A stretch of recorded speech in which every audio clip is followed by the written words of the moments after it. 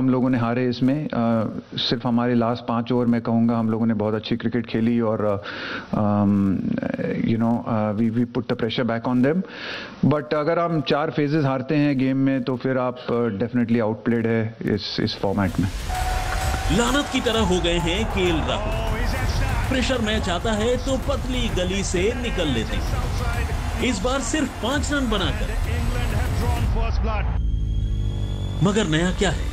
इस टूर्नामेंट में भारत की ओपनिंग साझेदारी हर मैच में टीम को संकट में डाली। सोचिए जरा, सबसे बड़ी साझेदारी 27 रनों की थी, वो भी जिम्बाब्वे के खिलाफ। तो हो ये रहा है कि पावर प्ले में रन नहीं आए। इस बार भी नहीं। इस बार बने 38 रन, यानी 36 गेंदों पर 38 रन। कप्तान का संघर्ष भी 27 रनों पर समाप्त हुआ। बेहद खराब टूर्नामेंट रहा रोहित के लिए। कहां तो उन्हें फ्रंट से मोर्चा संभालना था, कहां वो फजीहत कराते रहे। विराट के अर्धशतक और आखिर में हार्दिक के हल्ला बोल से भारत 168 तक पहुंचा जरूर, लेकिन बैटिंग ब्यूटी ट्रैक पर ये रन नाकाफी थे। खैर, हर बार की तरह इस बार भी मंथन होगा, बातें होंगी, कुछ खिलाड़ी भी बदलेंगे, लेकिन क्या टीम के खेलने का तरीका बदलेगा? विक्रांत गुप्ता, एडिलेड, आज तक।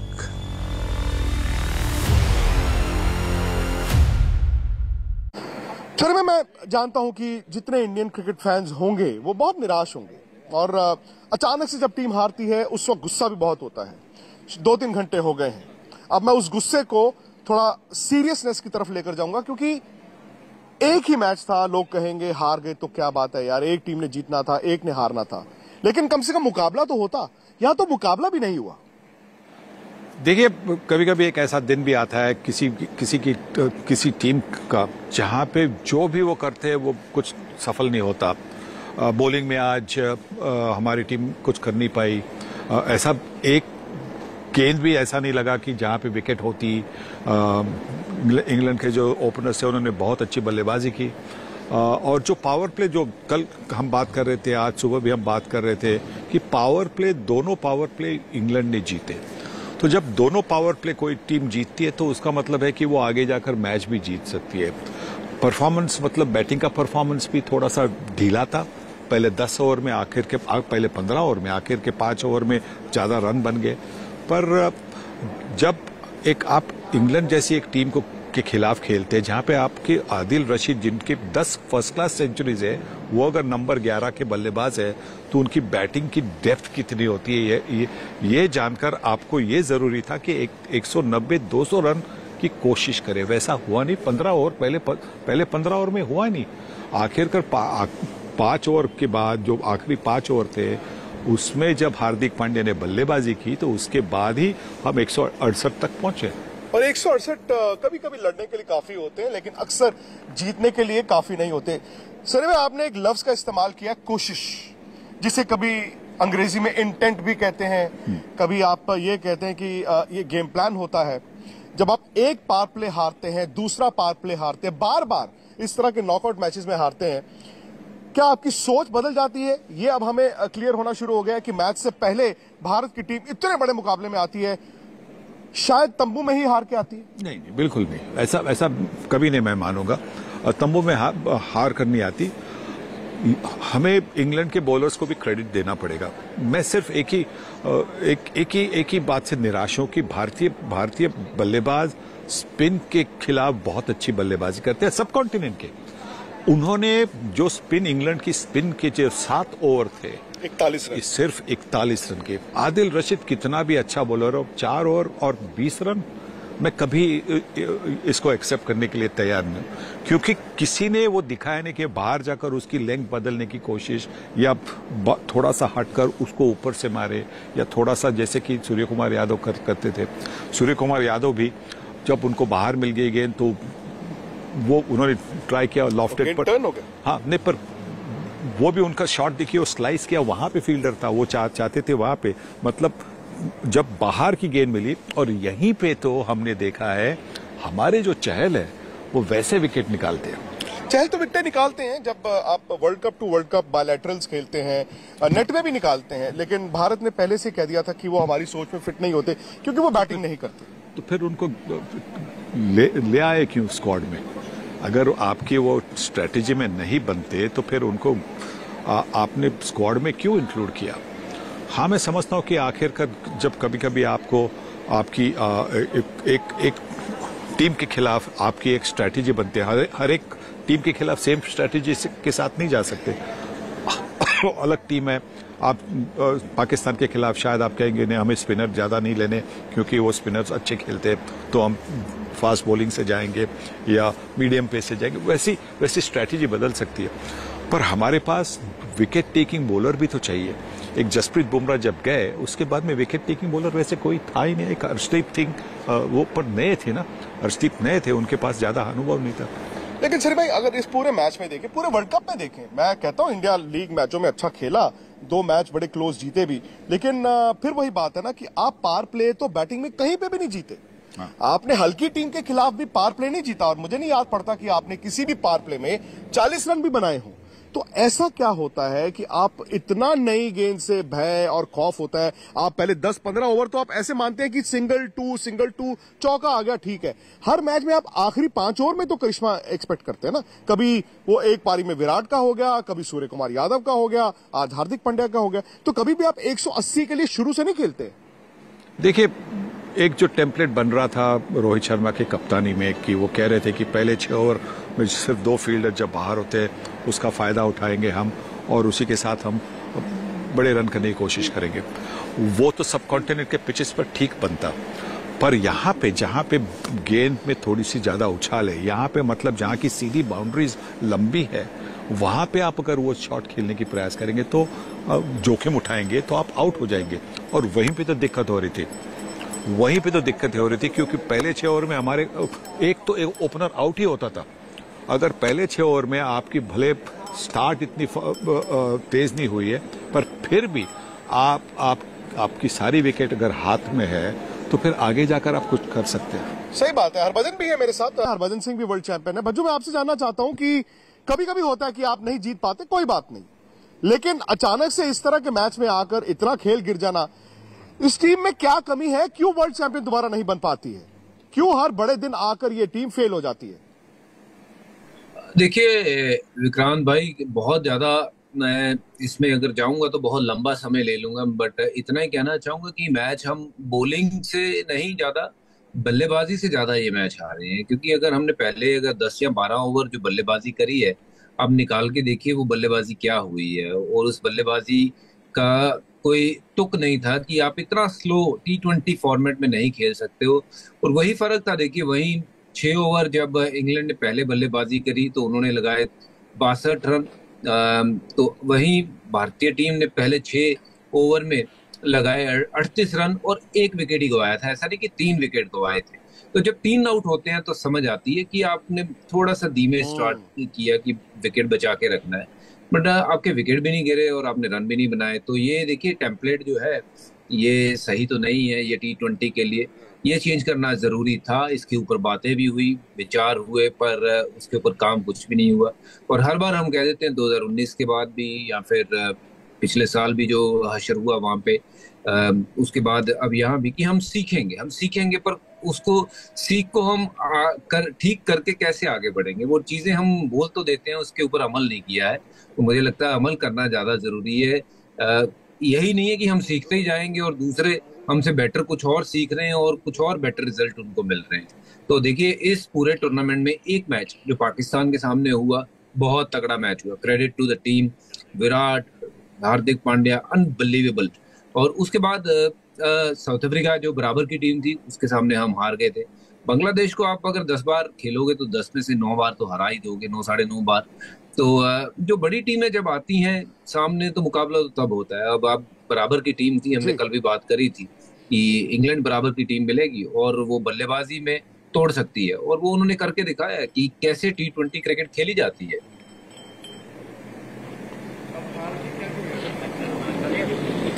सही बात है, लेकिन अब बात वही है ना कि सवाल इतने हैं और सवाल अगले कई दिन सनी भाई उठाए जाएंगे, लेकिन भजन ने बात तो सही की है कि हम हर बार कह देते हैं ट्रक आया, ट्रक हमें ले गया, हम सीखेंगे, पर उस पर अमल करने की बात नहीं आती। एक तो दिक्कत यह भी है ना कि ये जो ऑप्शनल प्रैक्टिस कह लीजिए, वर्कलोड मैनेजमेंट कह लीजिए, कई कप्तान भारतीय टीम के बदले गए, मुझे लगता है कि वो भी कहीं ना कहीं आपकी टीम को कमजोर करते हैं। आप बात करते हैं कि तैयारी कभी कमरे में बैठ के नहीं होती है।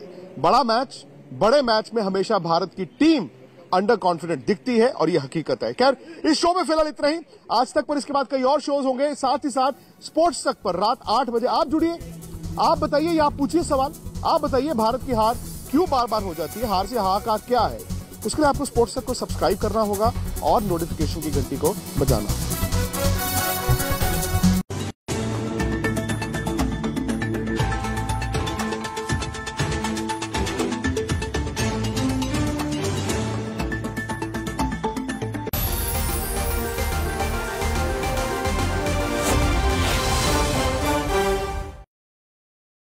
पीकेटी टायर्स, जो रखे किसान की मिट्टी का खूब ख्याल और उद्योग को ले जाए प्रगति की ओर। अगर देश की धरती से है जुड़ना तो पीकेटी टायर्स ही अपनाना। आपके ज्ञान की गहराई नापने के लिए आ गई है लल्लन टॉप क्विज। मौके पर 2 जवाब और मौके पर ही पाओ इनाम। सोमवार से शुक्रवार रात 9 बजे सिर्फ लल्लन टॉप ऐप पर। याद रखो कक्का की बात जो कही गई है, नॉलेज पर हाल लगाओ हाल फायदा, दे लगाओ का फायदा। तो फटाक से डाउनलोड करो लल्लन टॉप ऐप और आ जाओ 9 बजे क्विज खेलने के लिए हमारे साथ।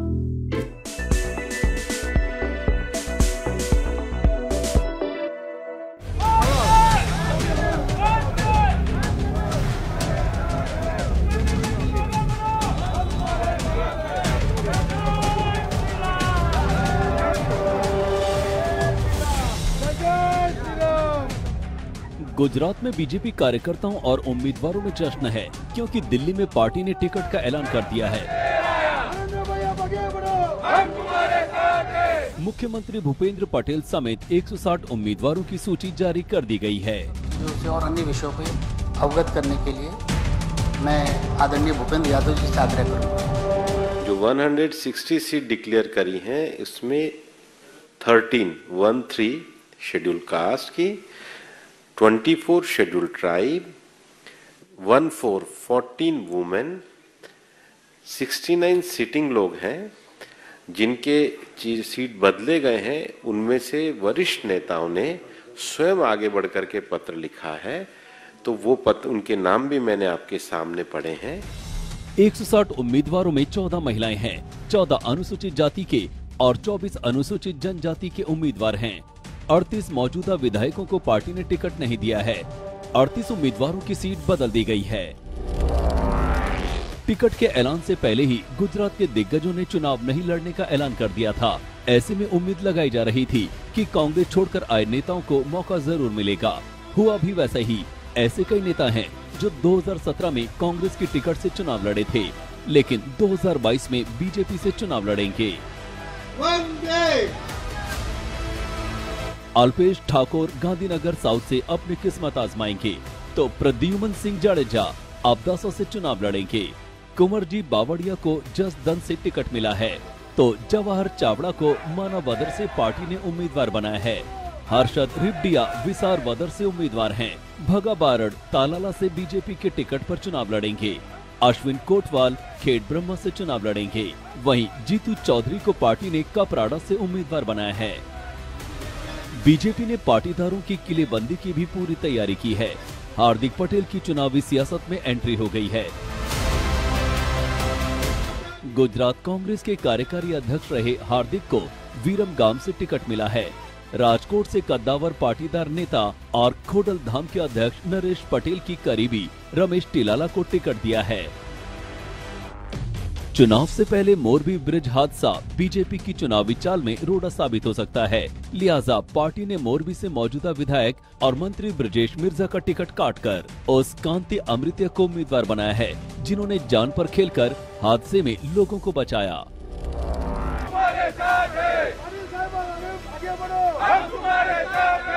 पिछले 27 साल से गुजरात में बीजेपी की सरकार है, लिहाजा इनकम्बेंसी फैक्टर भी है। शायद इसीलिए बीजेपी ने कई दिग्गजों और मंत्रियों को भी चलता कर दिया है। पार्टी ने युवाओं पर भरोसा किया है। उसी कवायद में क्रिकेटर रविंद्र जडेजा की पत्नी रिवाबा जडेजा की जामनगर से उम्मीदवारी भी शामिल है। अहमदाबाद से गोपी घांगर के साथ हिमांशु मिश्रा, दिल्ली, आज तक।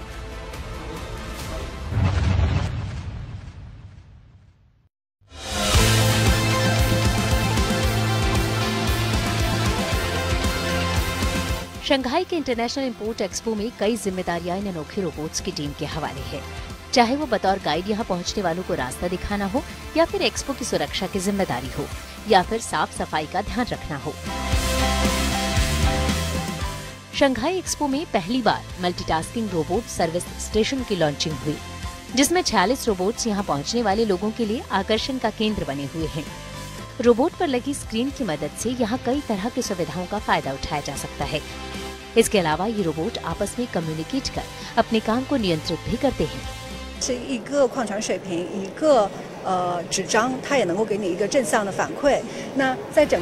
कोरोना वायरस से जूझ रहे चीन के लिए भी ये रोबोट वरदान साबित हो रहे हैं, क्योंकि ये रोबोट मास्क पहनने से लेकर सोशल डिस्टेंसिंग और कोरोना प्रोटोकॉल की भी याद दिलाते हैं। चीन के शंघाई में 5वां इंटरनेशनल इंपोर्ट एक्सपो चल रहा है और चीन समेत दुनिया भर के लोग इस अनोखे इवेंट में बढ़ चढ़कर हिस्सा ले रहे हैं, वो भी तब जब चीन वैश्विक महामारी कोरोना वायरस की नई लहर का सामना कर रहा है। आज तक ब्यूरो।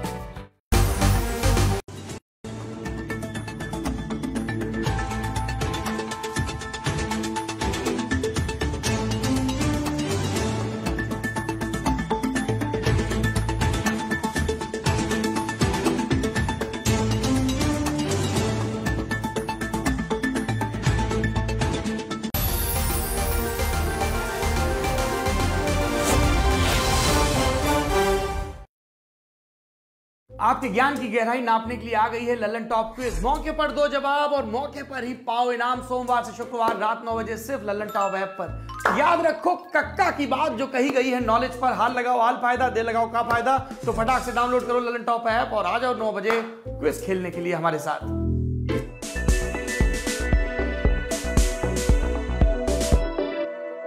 आ गुजरात मैं बनाव्यू छे।